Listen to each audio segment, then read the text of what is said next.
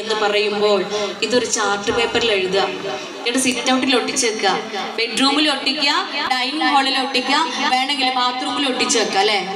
എന്തിനാ ബാത്റൂമിൽ ഒട്ടിക്കണത്? ഇപ്പൊ ഏറ്റവും കൂടുതൽ സമയം ചെലവഴിക്കൽ അതിൻ്റെ ഉള്ളിലാ, ബാത്റൂമിലല്ലേ?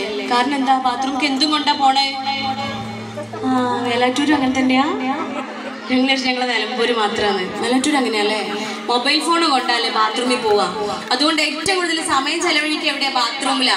ബാത്റൂമിൽ കുറെ സമയം ചെലവഴിക്കുന്ന ആളുകൾക്ക് ഒരു അനുഭവം പറഞ്ഞു തരട്ടാ. ഇത് കേട്ടിട്ടെങ്കിൽ അത് കൊണ്ടുപോകാണ്ട് എന്നാലോചിച്ചിട്ടാ. ഒരിക്കലേ ഒരാൾ ബാത്റൂമിൽ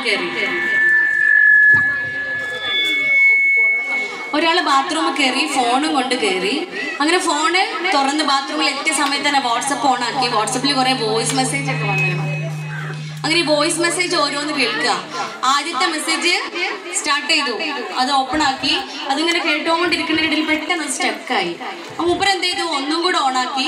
അതങ്ങനെ പ്ലേ ചെയ്തു. പിന്നെയും കട്ടായി, പിന്നെയും ഓണാക്കി, പിന്നെയും കട്ടായി. ഇങ്ങനെ കട്ടായി ഓണാക്കി, കട്ടായി ഓണാക്കി. ഏകദേശം ഒരു 10-20 വോയിസ് മെസ്സേജ് മൂപ്പരും കേട്ടു.